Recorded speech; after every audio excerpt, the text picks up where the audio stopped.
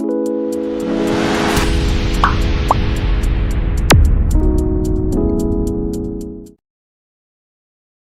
mula dengan objektif. Objektif perkongsian pada hari ini, mula-mula saya akan cerita dulu apa tu IPO. Kepada yang tak tahu, ni peluang lah nak tahu apa tu IPO.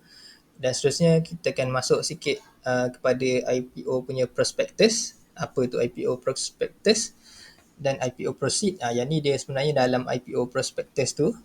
Nanti saya akan tunjuk satu-satu. Dan objektif keempat, cara nak apply IPO, macam mana kita sebagai orang awam biasa ni kita nak mohon untuk beli IPO. Dan seterusnya yang last sekali, fungsi IPO dalam website iSaham. Yang ni special, menarik ni. Nanti saya akan tunjuk. Saya akan demo. Okay, sebelum tu, saya macam biasalah, saya start dengan disclaimer dulu. Okay, jadi sesi ni dia bukanlah satu sesi skim cepat kaya. Kita tak menjanjikan apa-apalah. Okay, saya tak menjanjikan sebarang keuntungan. Kerugian pun tu dia boleh jadi untung, boleh jadi rugi lah. Macam kita sedia maklum. Dan seterusnya, kalau tuan-puan ambil apa-apa keputusan selepas daripada perkongsian ni, kerugian dan keuntungan tu adalah tanggungjawab sendiri lah. Dan ini adalah bukan forex ataupun digital currency. Saya rasa yang biasa dengar perkongsian saya ni, dia dah maklum lah benda ni. Jadi saham ni dia satu benda yang tak sama dengan forex, tak sama dengan digital currency. Dan forex ni seperti kita sedia maklum, dia haram lah. Jadi saham ni halal, harus, tapi dia ada syarat dia. Ada yang syariah, dia tak patut syariah. Yang tu kita kena belajar. Seterusnya, ni adalah perkongsian semata-mata. Dan seterusnya, saham yang kalau saya ada tunjuk mana-mana kaunter saham dalam sesi kali ni, tu bukan bermakna saya kata saham tu bagus untuk beli ataupun saham tu tak bagus dan perlu jual. Ni adalah untuk perkongsian dan untuk kita belajar je, sama-sama belajar. Saya mungkin akan tunjuk kalau ada soalan lah. Okay, jadi saya start dengan point objektif pertama kita, iaitu apa itu IPO. Okay, jadi IPO ni, siapa yang tak tahu lagi IPO tu apa, IPO tu nama panjang dia Initial Public Offering. Yang ni dia merujuk kepada saham-saham yang aktif yang pertama, iaitu apa itu IPO. Jadi saya ulang balik, IPO tu adalah Initial Public Offering, yang mana saham sebelum dia boleh kita jual beli dekat Bursa Malaysia, dia kena lalu satu proses. Nama dia tu kita kenal adalah Initial Public Offering. Maksudnya sebelum dia masuk ke Bursa Malaysia, dia akan buka dulu kepada orang awam macam kita untuk beli saham tu sebelum dia list ataupun sebelum disenaraikan di Bursa Malaysia. Jadi sebelum semua orang boleh beli, dia akan offer dulu kepada bukan orang tertentu lah. Dia offer kepada public, tapi tak semua orang akan dapat.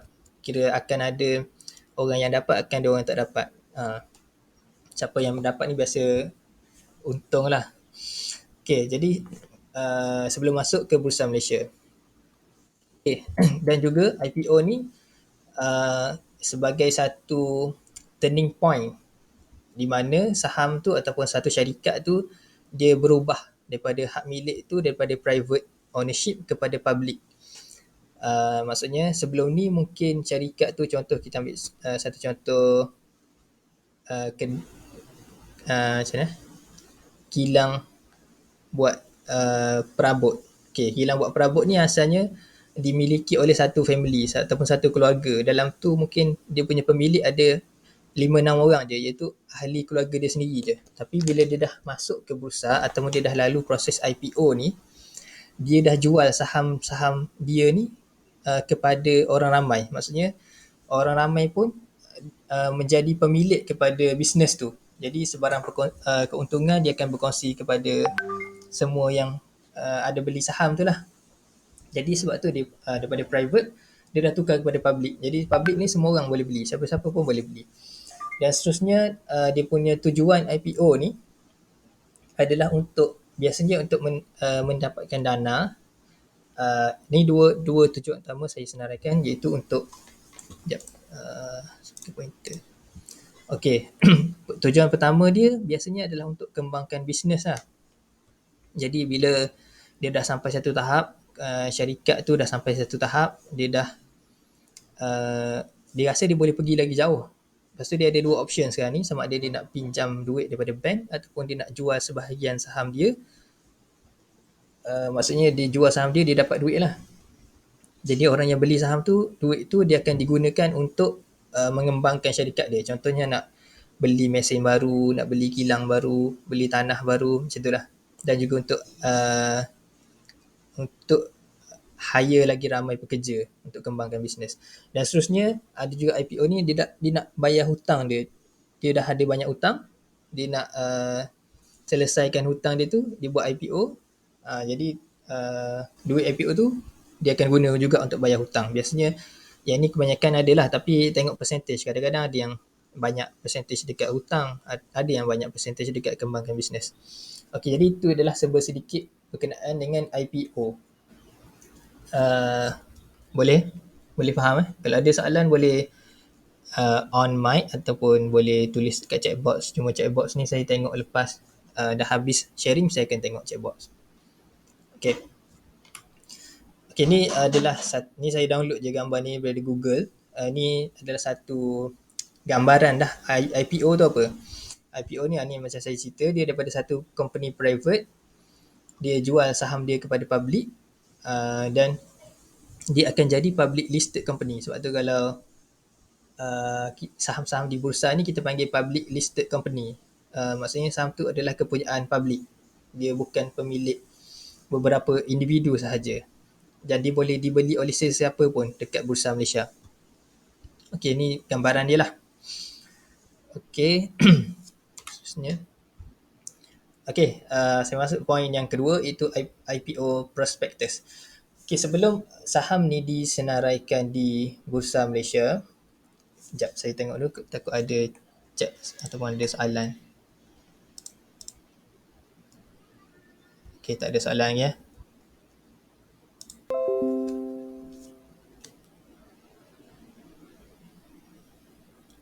Sekejap ya.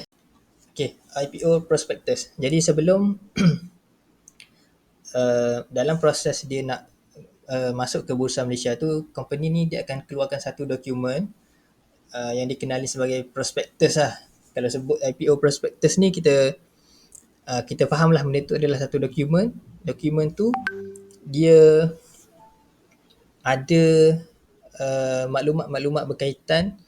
Sekejap saya teruskan. Okay, ni adalah satu rujukan utama sebelum kita, sebab IPO ni tak semestinya semua bagus. Maksudnya semua company yang nak masuk bursa ni tak semestinya bagus.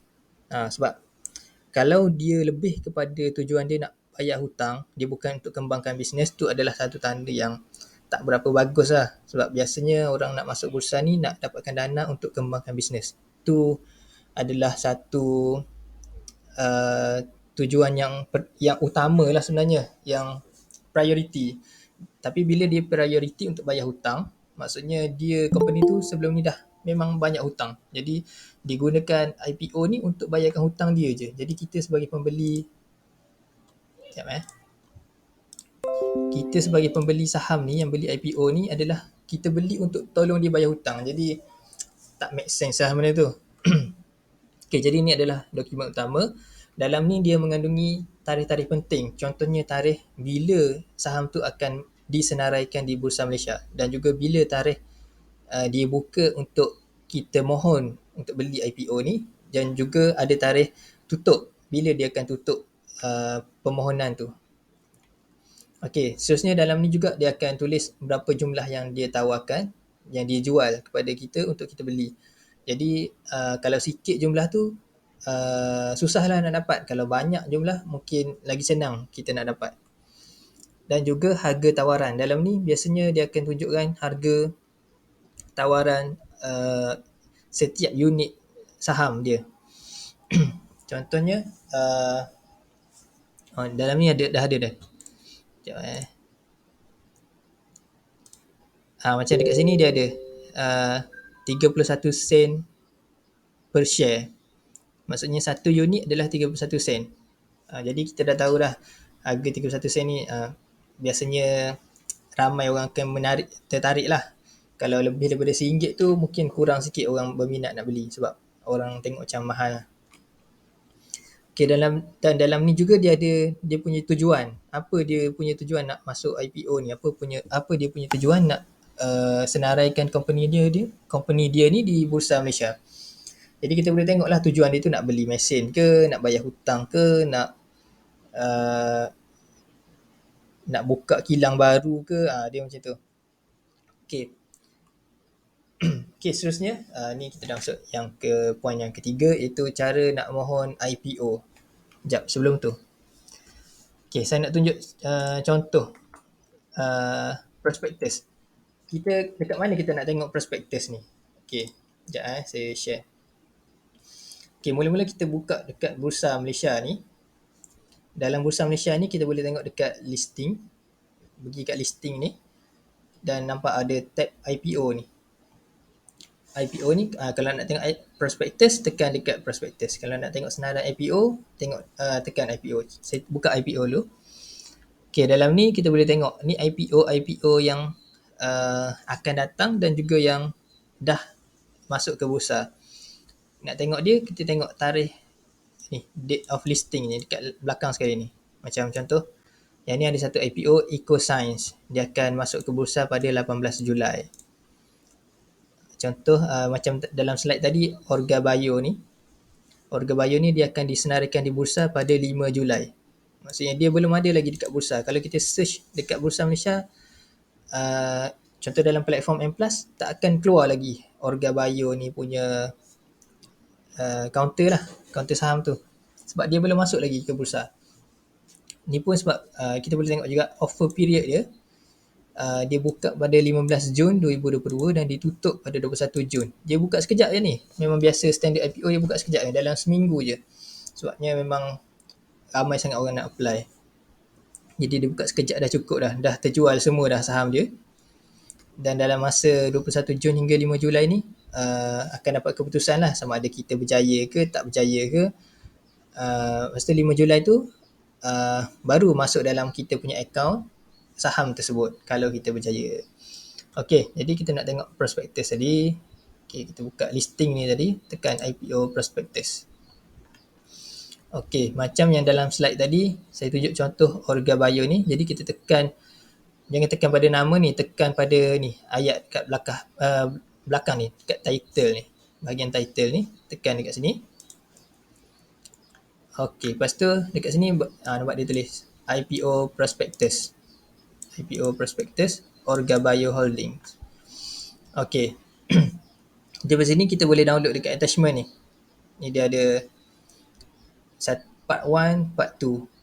Ni detail ni general information je. Jadi kalau kita nak baca, kita baca dekat ni yang ada tulis part 1, part 2 ni. Okay, saya ambil contoh part 1. Okay. Kita download. Sementara tu tengok ada soalan. Kalau ada soalan boleh terus type . Okay, dah siap download. Saya buka. Okay. Boleh nampak ke? Macam kecil sikit. Kalau kita tengok atas ni, dia punya page 212 page. Ni baru part 1. IPO ni memang biasa tebal. Dia macam 1 inci, 2 inci kot kalau kita print hard copy.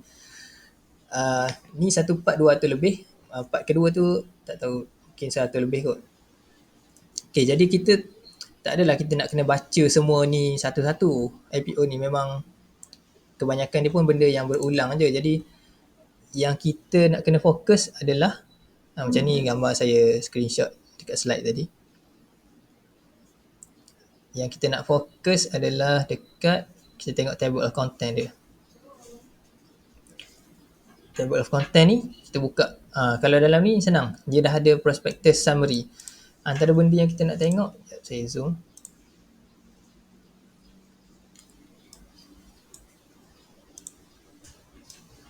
Okay, ni benda yang kita nak tengok lah. Kalau nak baca semua pun lagi bagus. Tapi susah sikit lah nak faham benda ni sebab ayat dia mungkin tak biasa kita dengar. Okay, jadi dalam summary ni yang biasa kita nak tengok adalah yang antara yang paling penting adalah ni, utilization of proceeds. Yang ni tujuan dia buat IPO tu. Apa tujuan dia? Dalam ni kita akan tengok detail dia punya tujuan. Macam saya cakap tadi lah, dia nak bayar hutang ke, nak beli kilang ke, nak beli mesin ke, nak tambah pekerja ke, dia macam tu. Utilization of proceeds. Maksudnya tujuan duit tu, nanti dia dapat duit, dia nak buat apa. Khususnya yang antara yang paling penting adalah kita nak tengok financial dan operational highlight ni. Maksudnya kita nak tahu status kewangan company tu. Kalau company tu rugi je setiap tahun, buat apa kita nak beli saham dia. Jadi kita nak tengok company yang strong dari segi dia punya fundamental ataupun dari segi financial. Okay, yang lain-lain tu macam biasa je. Kalau nak baca lagi, boleh baca dekat ni competitive strengths ataupun risk factor. Risk factor ni penting juga sebab kita nak tahu bisnes ni apa risiko dia, company ni apa dia punya risiko. Kadang-kadang dia terlalu bergantung pada satu klien. Kalau klien tu tak beli dekat dia, dah hilang satu sumber pendapatan dia yang besar. Macam tu lah, tu adalah risiko. Tak pun dia macam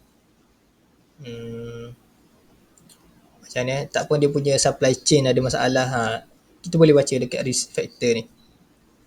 Okay, saya pergi dekat utilization of proceeds ni. Kita nak tengok tujuan dia, apa tujuan dia buat IPO ni. Okay, sekejap Okay, page 14. Okay,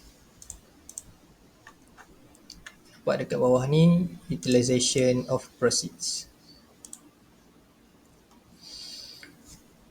Okay. Sini dia tulis dia akan menjana sebanyak 29.97 juta duit daripada IPO. Maksudnya total jumlah yang orang beli saham company ni adalah lebih kurang 30 juta. Daripada 30 juta ni dia akan guna buat apa sebenarnya duit tu? Okay, kalau kita baca sini dia tulis construction of new factory. Memang betul lah, maksudnya company ni dia guna duit tu untuk buat kilang baru. Kalau kita tengok, kita nak tengok senang, kita tengok sini percentage. Maksudnya daripada 100% duit tu 53% dia nak guna untuk buat kilang baru. Jadi ni bagus lah sebenarnya. Maksudnya lebih separuh diguna buat kilang baru. Kalau tengok, kalau perasan dalam ni dia tak ada pun untuk bayar hutang. Ni bagus lah sebenarnya. Maksudnya tujuan dia IPO ni bukan untuk bayar hutang. Biasanya ada juga bayar hutang ni tapi sikit. Yang tu tak ada masalah. Kita risau kalau atas ni yang tujuan dia untuk bayar hutang, 50% untuk bayar hutang. Yang tu kena hati-hati lah. Okay, seterusnya kita boleh tengok dia nak beli mesin-mesin baru. Yang ni 7% standard. Yang ni working capital, maksudnya dia punya pekerja-pekerja semualah, kos-kos operational nanti. Okay, sini pun kita boleh tengok dia punya time frame of utilization. Maksudnya dia target dia buat kilang tu Mac 2023 dan nak beli mesin ni dalam tempoh 4 bulan daripada IPO ni. Jadi inilah dia punya tempoh-tempoh masa ni. Benda ni pun boleh jadi benchmark lah sebenarnya.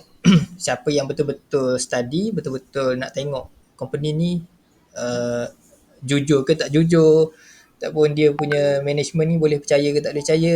Jadi ni adalah satu kita punya kayu ukur lah. Maksudnya kita tengok selepas 4 bulan ni betul tak dia beli mesin. Biasa kalau dia beli, dia akan buat announcement dekat bursa. Tak pun kita boleh tengok dalam annual report ada, dia akan tulis lah. Tak pun dia buat kilang baru ni, ni macam ni benda-benda besar ni mesti dia akan announce. Okay, jadi itulah utilization of proceeds. Okay, jadi saya sambung balik. Okay, seterusnya. Okay, jadi kita dah tahu IPO tu apa, tujuan IPO tu apa, macam mana nak baca dia punya prospectus, dan seterusnya adalah cara kita nak mohon IPO. Okay, jadi kita ni sebagai orang awam, orang biasa, kita boleh beli IPO ni. Dia ada dua cara sebenarnya kita boleh beli IPO ni. Satu adalah kita pergi dekat website saham online MITI. Tapi ini adalah untuk Bumiputra sahaja. Bumiputra dia ada kelebihan lah untuk beli saham ni, sebab dia akan buka untuk Bumiputra dahulu sebelum dia buka kepada cara kedua, iaitu online banking. Jadi kalau kita apply masa kita Bumiputra pun boleh apply di online banking ni, cuma kita akan compete dengan bukan Bumiputra. Kalau kita memang betul-betul nak, kita apply je dekat MITI tu. Okey. Seterusnya dia punya syarat satu je. Bukan satu lah, maksudnya ini syarat utama dia, kena ada akaun CDS ataupun akaun saham. Kalau tak ada, macam mana kita nak beli saham tu? Jadi kita kena ada satu akaun dululah sebelum kita beli saham IPO ni. Okay.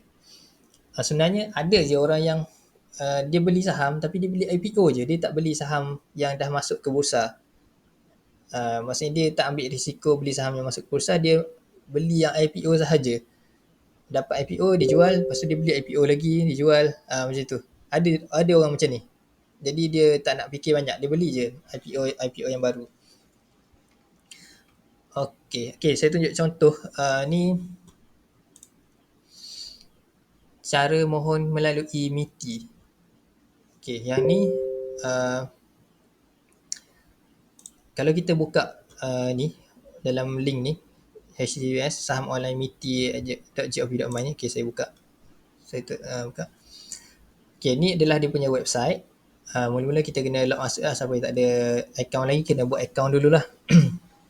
Okey, bila kita masuk dalam tu, dia akan keluar macam tadi. Dia akan keluar page ni. Kalau ada saham-saham baru, dia akan keluar dekat sini. Saham-saham yang boleh kita apply. Okey, daripada situ kita boleh tekan dan apply je.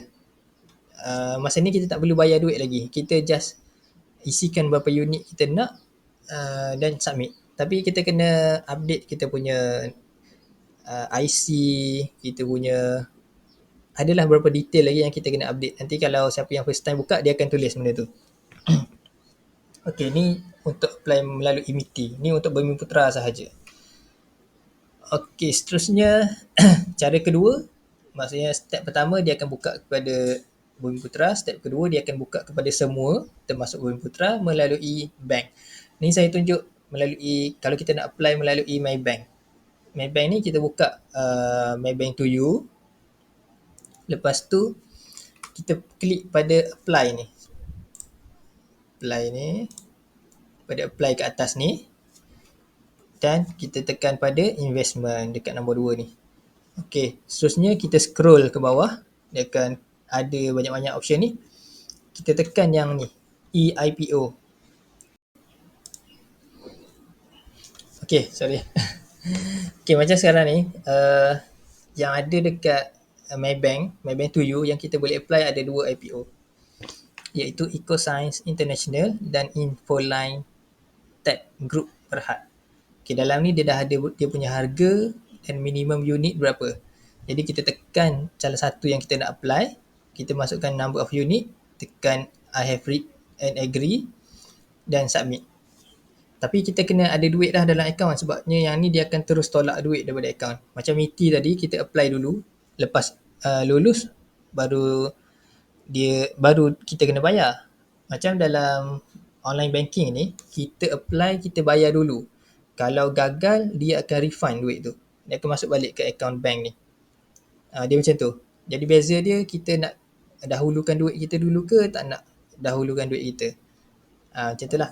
Tapi jangan risaulah, sebab kalau gagal memang dia akan masuk bank ni. Dia tak hilang lah duit tu. Okey, macam okey, macam tadi ni, yang ada dekat online banking tadi tu tinggal 2 je, EcoScience ni dengan Infoline Tech. Kalau kita tengok dekat website bursa ni kan, dia ada lagi lah benda ni. Okey, ada soalan ke? Okey, ada soalan. Selalunya mana yang lebih senang dapat, MITI atau online banking?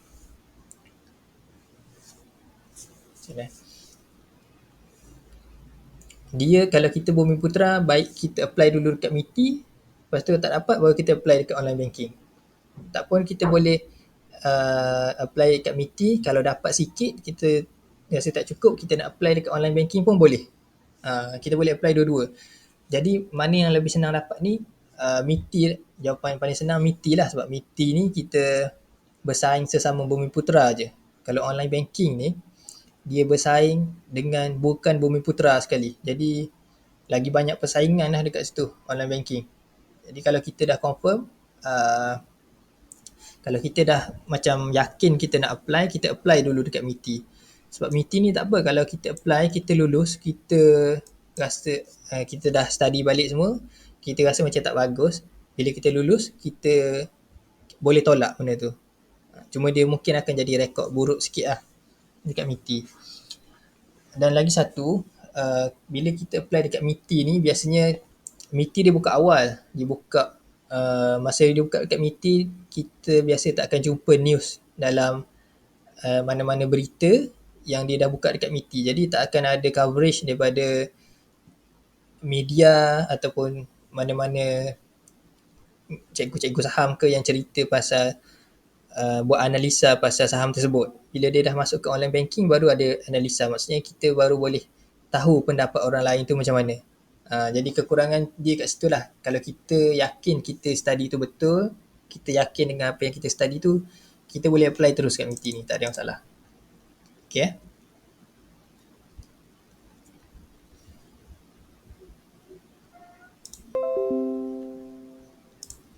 Okay, lagi satu, kalau kita nak apply melalui bank ni, kita nak kena masukkan CDS account number. Macam saya dah tuliskan favorite CDS account ni, account saya. Kalau kita tak ada favorite ni, kita masukkan dekat atas ni CDS account, berapa nombor kita, macam mana kita nak semak nombor account tu. Saya tunjuk satu link ni. Okay, dalam website iSaham ni dia dah tunjuk macam mana kita nak cari nombor account. Saya tak buat slide lah, saya refer sini. Okay, pertama sekali kita boleh buka dalam kita punya M+, dalam kita tekan my account dan tekan my profile. Dekat account details ni dia akan ada client code, CDS account number. Jadi kita tengok yang bawah ni, CDS account number. Okay, kalau kita perasan dia ada nombor, kalau dalam dalam ni tadi dia ada, dalam ni tadi dia ada banyak nombor depan ni. 012 ni dengan 001 ni adalah kod sebenarnya. Nombor CDS kita yang belakang ni, start daripada 06 ni. Okay, kalau kita tengok dari sini, 012 ni adalah kod broker, macam in case ni M+. Kalau kita pakai M+, 012 lah. Lepas tu, 001 ni adalah kod cawangan. Yang 3 nombor seterusnya adalah kod cawangan. Macam saya, M+ mangsa maju, jadi 001 lah.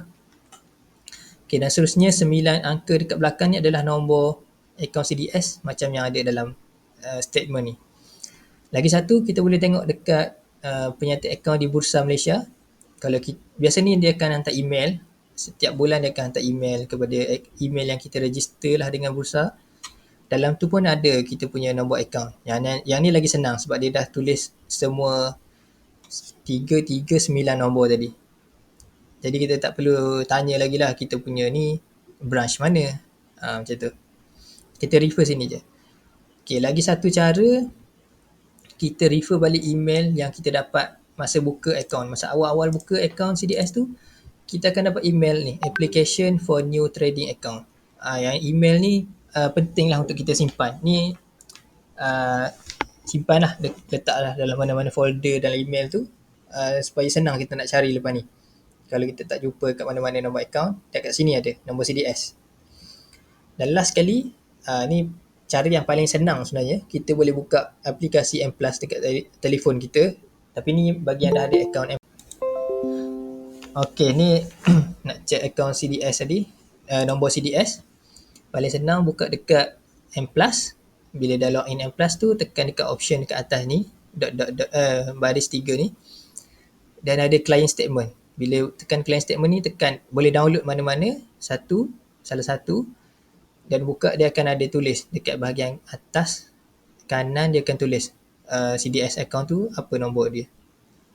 Okay, jadi yang tu kita akan tulis pada CDS account number ni untuk kita apply IPO.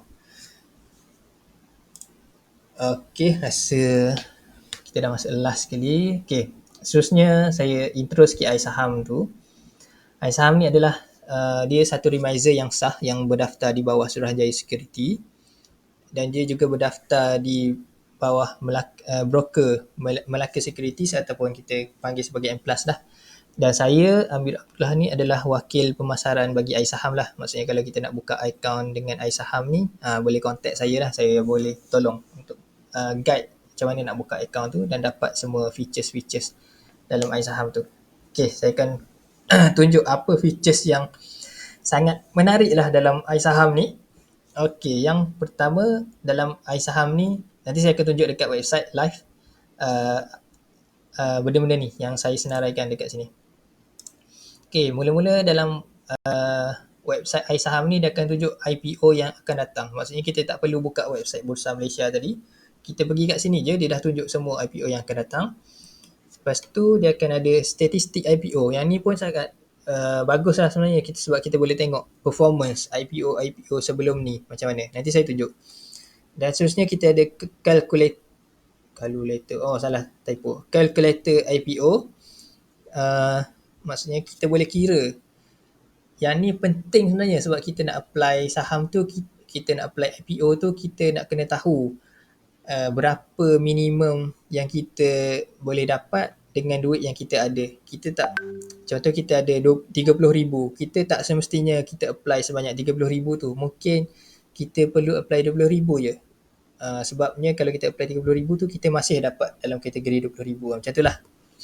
Okay, seterusnya dalam website iSaham ni dia ada juga kajian-kajian yang dilakukan oleh tim iSaham. Maksudnya ringkasan prospektus tu. Kita tak perlu baca dah prospektus tu, kita tengok dekat sini je dah memadai lah. Dia dah ada dah dia punya summary berkaitan dengan IPO tadi. Jadi kita tak perlu buka prospektus yang beratus-ratus page tadi. Okay, jadi sekejap okay, saya tunjuk live demo apa yang ada di website iSaham ni. Okay, ni saya buka link tadi iSaham. Kalau nak search www.isaham.my/IPO. Okay, dalam ni dia ada IPO analysis. Tak pun boleh buka website iSaham ni dan scroll dekat bawah sekali ni, dia dah ada dekat bawah ni IPO analysis dekat bahagian features ni. Tekan je IPO analysis ni, dia akan keluar page ni lah. Okay, macam dalam ni dia ada upcoming listing. Maksudnya ni senarai IPO yang akan masuk ke bursa dalam masa terdekat. Okay, ni contoh yang saya tunjuk tadi, Orga Bio Holding. Saya tunjuk contoh tu sebab tu adalah IPO yang paling dekat lah yang ada sekarang ni. Tapi dah tutup dah application itu sebab tu saya berani tunjuk, sebab dah tutup dah. Jadi tak boleh apply dah. Dia tutup semalam. Bukan tutup semalam, tutup 21 Jun. Semalam maksudnya balloting date ni, tarikh dia tentukan siapa dapat siapa tak dapat IPO tu lah. Okay, dan dalam ni juga dalam website iSaham ni ada iSaham IPO score. Macam skor untuk Orga Bio ni adalah 4/4. Maksudnya dari segi penilaian oleh iSaham ni, IPO ni bagus. Tapi kalau kita macam ni, saya guna akaun isteri saya ni, Nur Syazwani ni, sebab dia klien iSaham, jadi dia boleh tengok iSaham IPO score ni berapa. Kalau yang bukan klien, dia tak boleh tengok skor ni. Dia tak nampak skor ni. Jadi itu, siapa yang jadi klien memang dia akan untung dekat situ lah. Dia nampak skor tu berapa. Jadi dia tahu dah saham tu bagus ke tak bagus. Okay, tapi ni berdasarkan kajian oleh tim iSaham. Mungkin boleh jadi betul, mungkin boleh jadi tak betul lah. Okay, yang antara benda penting lain lagi adalah listing price. Yang ni 31 sen ni, dia kalau bawah RM1 tu makin banyak permintaan lah biasanya. Kalau harga RM1 ke atas tu dia kurang sikit. Jadi ni ada potensi lah untuk naik tinggi sikit ni. Dan yang paling penting kita nak tengok ni, syariah status. Syariah status ni maksudnya kita, kalau orang Islam lah, orang beragama Islam, orang Muslim. Sekejap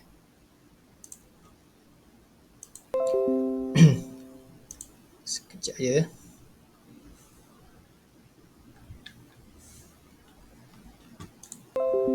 Okay, kalau orang Muslim, orang beragama Islam, dia nak tengok syariah status ni. Jadi dalam website ni dah tulis dah syariah status tu apa syariah. Saham tu patuh syariah ke tak. Jadi kalau kita tengok dekat sini dia tulis no, maksudnya tak patuh syariah, jadi kita tak boleh lah beli. Jadi kita nak cari yang patuh syariah sahaja. Kita nak tengok sini je, yes ataupun no. Elza ni adalah dia punya apa nak cakap, dia punya authority yang membuat penilaian berdasar kepada IPO ni. Elza ni kalau siapa tak tahu, dia adalah kepunyaan ataupun salah seorang dia punya founder adalah Dr. Zaharuddin, Ustaz Zaharuddin. Okay, jadi dia bagi status patuh syariah lah, jadi kita boleh apply lah. Okay, jadi seterusnya macam tadi saya cakap, dia ada IPO akan datang, statistik IPO. IPO statistik ni dekat sini kita boleh tengok performance lepas IPO lepas. Yang ni yang menarik. Kalau kita tengok IPO ni, okay, ni dia punya potensi lah. Kalau kita tengok ni yang last kali, yang ni tak patuh syariah ni, YX Precious Metal. Okay, yang last kali, yang sebelum ni, yang ramai orang macam ni ramai orang sebut-sebut lah sebelum ni, IPO tu nama dia SFP Tech ni. SFP Tech ni masa harga IPO dia adalah 30 sen, 0.3 ringgit ni, dan dia masa dia masuk ke bursa, dia masuk dengan harga 60 sen. Maksudnya dah 100% naik.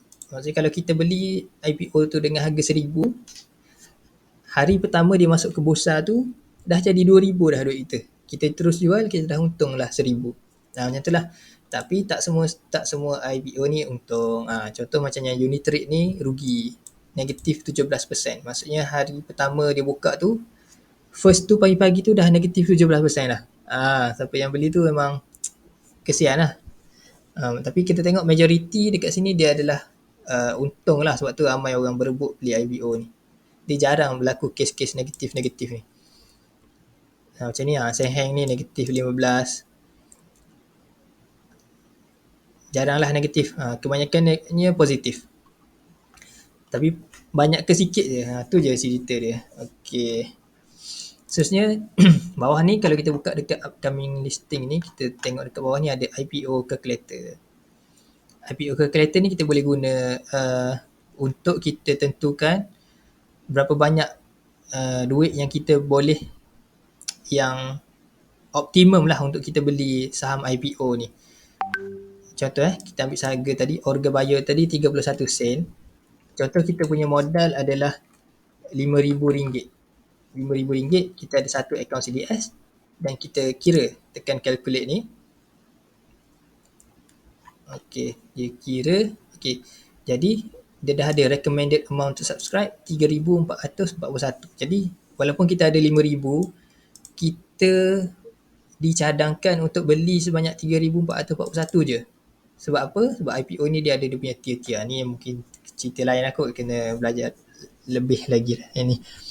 Jadi kalau kita tengok ni, cost itu tier 1 RM31, tier 7 ni 1,891, tier 8 3,441, tier 9 6,231. Jadi kita tak, dengan modal RM5,000 kita tak layak untuk masuk ke tier 9 ni. Sebab tier 9 ni dia bermula daripada 6,200. Jadi kita akan masuk ke tier 8. Tier 8 ni jadi tier 8 ni kita macam mana? Kita tak perlu masukkan duit kita 5,000 tu. Kita masuk 3,400 je. Dah cukup dah untuk melayakkan kita masuk ke tier 8 ni. Kalau nak selamat, belilah lebih sikit, 11,200 unit ke, tambah sikit je lah. Tapi tak perlu masuk semua 5,000. Jadi tool yang kat lain macam susah nak dapat lah benda ni. Rasa macam saya tak pernah jumpa lah. Ni macam tempat ni je lah yang saya selalu refer untuk kira berapa banyak capital yang diperlukan untuk beli IPO. Okay, seterusnya dalam ni juga dia ada ringkasan. Contoh Orga Bio ni, macam tadi saya cakap, iSaham dia ada dia punya research team dia sendiri yang dia buat kajian berdasarkan prospektus saham tu, dekat sini dia ada ni, kalau boleh nampak ni ada blok. Bila kita tekan blok ni, dia dah keluar kajian berkaitan saham Orga Bio. Jadi dalam ni dia dah cerita dah semua harga dia berapa, dia masuk ke pasaran mana, tarikh-tarikh dia, dan dia dah macam summary kan dah prospektus tadi untuk kita. Kita just baca dekat sini pun dah cukup. Lagipun ni dalam bahasa Melayu, mungkin lagi senang lah nak faham kalau yang Melayu lah, yang tak biasa dengan bahasa Inggeris, boleh baca kat sini, lagi senang nak faham. Okay, lepas tu kita boleh buat keputusan lah, kita nak beli ke tak nak beli. Okay, ni adalah features dalam website iSaham ni lah. Okay. Okay, seterusnya siapa yang belum ada akaun, saya rasa setakat tu lah perkongsian untuk hari ni, sebab dah lama ni, macam dekat sejam dah. Okay, seterusnya siapa yang belum ada akaun saham boleh contact saya lepas ni. Ada dua cara untuk buka akaun saham. Satu guna website M+, dengan masukkan kod untuk dapatkan features iSaham tadi tu. Kena masukkan kod-kod ni lah, baru dapat features iSaham tadi. Tapi kalau nak register sendiri tak ada masalah, cuma tak adalah dapat kelebihan nak guna website iSaham tu. Seterusnya boleh guna juga website iSaham untuk, dan login guna Facebook. Boleh pakai referral link ni untuk register dengan saya lah. Okay, saya rasa setakat tu je lah perkongsian pada hari ni. Jadi saya share ni dekat chat box.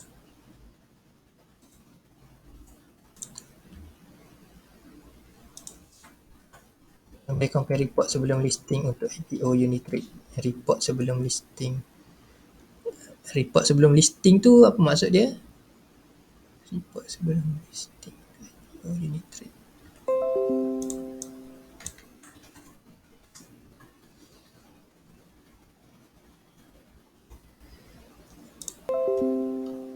Sekejap saya off presentation. Boleh explain tak report sebelum listing tu?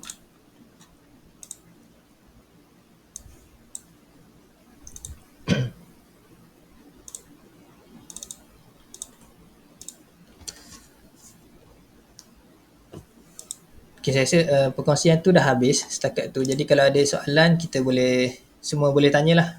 Apa-apa soalan, saya cuba jawab yang mana setakat mana saya tahulah.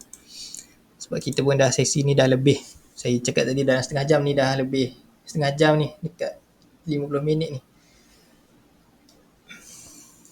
Selalu ada prinsipal advisor akan recommend berapa target bila open masa first day.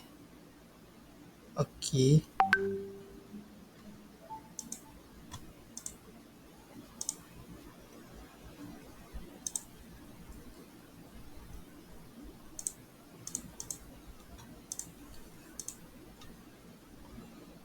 Siapa Unitrade tu rugi? Tuan, maaf nak tanya. Kalau untuk IPO ni, dia macam spek ada gunakan konsep kat Malaysia. Maksudnya kat US tu dia ada gunakan SPAC kan. Kalau kat Malaysia ni dia ada guna juga. Spec Special Acquisition, Special Purpose Acquisition Company spec. Spec ni macam dia tak obvious macam dekat US, tapi ada dekat Malaysia ni. Kalau tengok sekarang ni ada Nilex dengan apa dia lagi satu, SCGM kot. Macam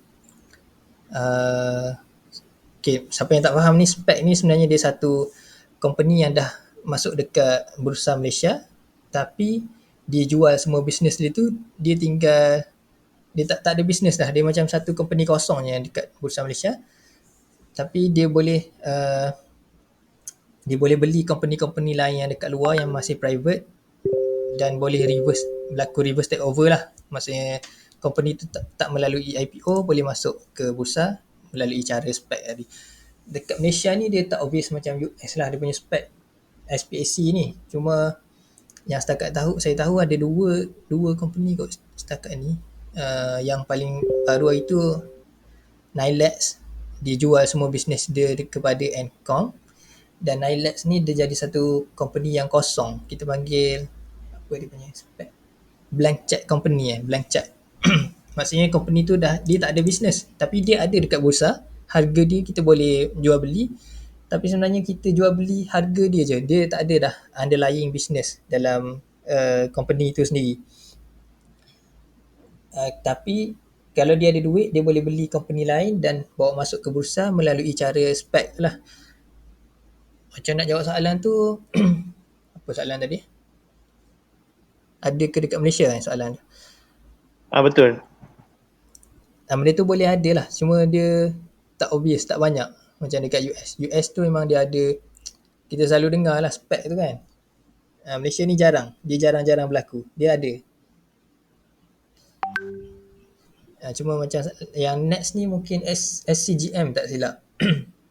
Dia pun mungkin akan berlaku lebih kurang ILEX tu juga. Tapi jaranglah dengar benda ni dekat Malaysia ni. Dia tak se-famous macam dekat US lah, SPAC.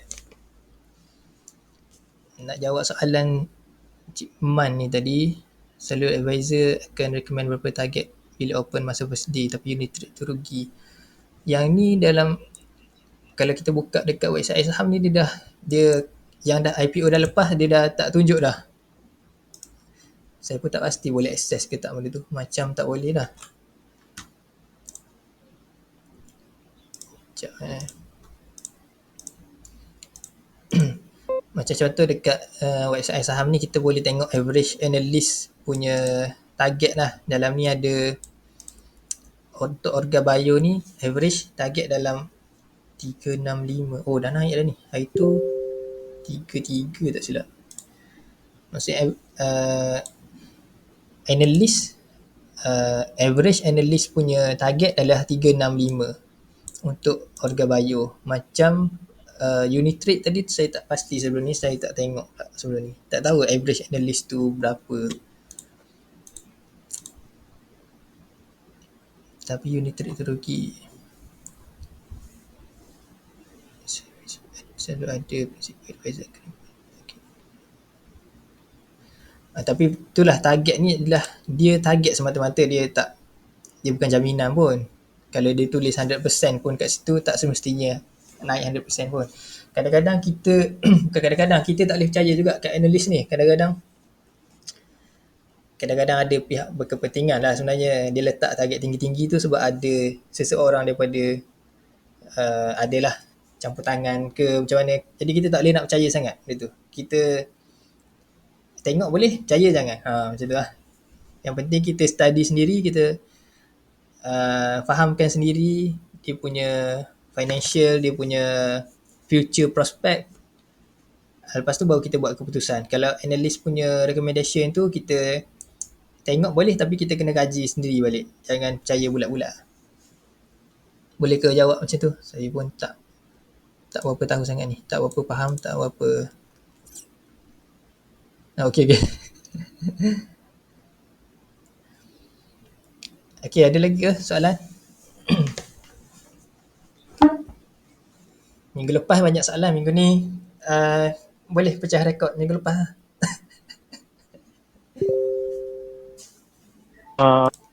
Tuan, nak tanya sebab macam dijangka dunia akan berlaku era kemelesetan dalam 2023. So, apa jangkaan tuan untuk ekonomi untuk masa akan datang?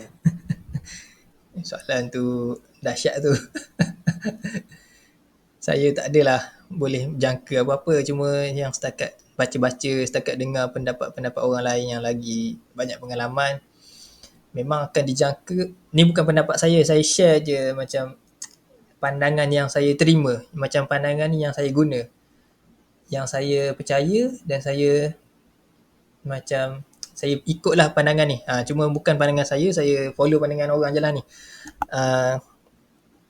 Yang saya baca, yang saya dengar, orang cakap memang kita sekarang ni dalam keadaan ekonomi tengah menurun. Macam sesi minggu lepas, kalau tuan tak jangan ikut minggu lepas, saya dah share juga satu slide di mana ekonomi kita ni dah sampai ke tahap capitulation stage.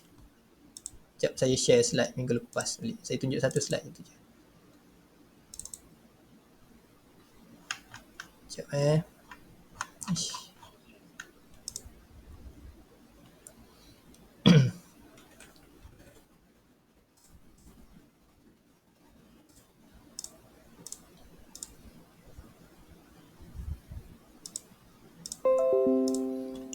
Okay, kalau boleh nampak dekat sini kan, dekat slide ni, okay, dia tunjuk market cycle.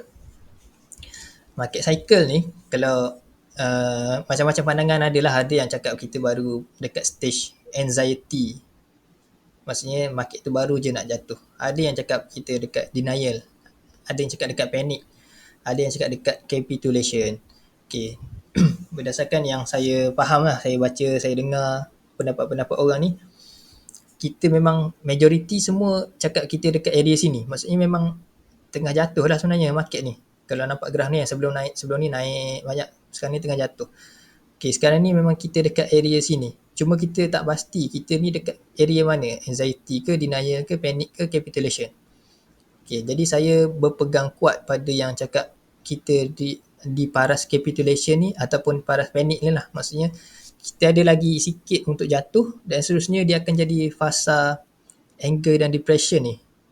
Kita akan masuk satu fasa yang mana stock market tu akan, dia tak menarik macam tahun 2020. Dia tak akan ramai orang yang share profit yang macam tahun 2020. Kalau 2020, siapa yang baru start tahun 2020, memang dia akan rasa stock market ni adalah satu tempat yang senang buat duit. Siapa yang masuk tahun 2021, dia akan rasa banyak loss dalam stock market ni sebab dia dah masuk di hujung. Kalau kita boleh gambarkan graf ni, 2020 tu awal dekat sini, masa sebelum naik. Bila dah naik ni dah 2021. Dekat atas ni, siapa masuk 2021 ni, dia tengah masuk masa market tengah turun. Memang banyak yang rugilah masa ni. Dan kita sekarang ni di 2022, mungkin di fasa panic ataupun capitulation. Dan fasa ni akan berlangsung tak tahu berapa lama. Dia mungkin boleh jadi 6 bulan, mungkin boleh jadi setahun, mungkin boleh jadi 2 tahun. Kita pun tak tahu. Saya pun lagilah tak tahu. Jadi kita akan lalu fasa ni yang mana orang akan tengok stock market ni adalah satu tempat yang tak menarik lah, ataupun ekonomi kita sendiri tak menarik lah, ekonomi pun akan jatuh. Stock market ni dia macam, dia dengan ekonomi ni dia mendahului ekonomi. Kalau kita stock market ni dia sebenarnya dia 6 bulan ke depan berbanding ekonomi. Sekarang ni stock market jatuh, jadi kita boleh expect ekonomi pun akan jatuh dalam lebih kurang 6 bulan akan datang. Okay, lagi satu sekarang ni interest rate tengah naik. Bila interest rate naik, harga barang semua naik, company pun akan buang pekerja. Jadi benda tu dia macam snowball effect. Dia akan dominoes effect. Yang ni jatuh. Dan seterusnya, macam dia tujuan dia satu je. Kita balik kepada konsep supply dan demand. Okay, dalam ekonomi ni dia nak kena balance supply dengan demand. Jadi sekarang ni macam mana? Demand tu terlalu banyak. Jadi dia nak kurangkan demand. Maksudnya demand tu orang yang membeli lah. Dia nak kurangkan demand, dia naikkan interest rate. Interest rate naik, duit jadi mahal. Jadi orang pun makin kurang berbelanja. Demand makin kurang. Salah satu lagi cara dia nak kurangkan demand ni adalah dia musnahkan ekonomi. Yang tu yang kita takut, dan mungkin yang tu yang akan berlaku, di mana company akan banyak company yang lingkup, yang buang pekerja, yang tak boleh survive. Yang tu kita minta jauh lah, tapi mungkin akan berlaku benda-benda macam tu lah dalam masa terdekat ni. Jadi itulah pandangan-pandangan yang saya duk refer lah. Yang itulah pandangan saya, memang tak adalah ni siapa je nak bagi pandangan. Boleh tuan? Apa nama tah? Brocal Studio. Haikal. Oh ni ke Haikal? Okay. Boleh Haikal Haikal pun dia cerita dia tengah buat satu startup sekarang ni.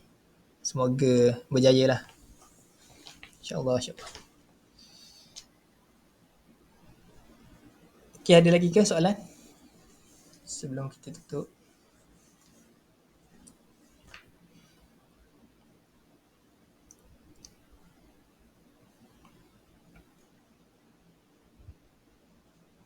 Okay, soalan satu. Soalan dua.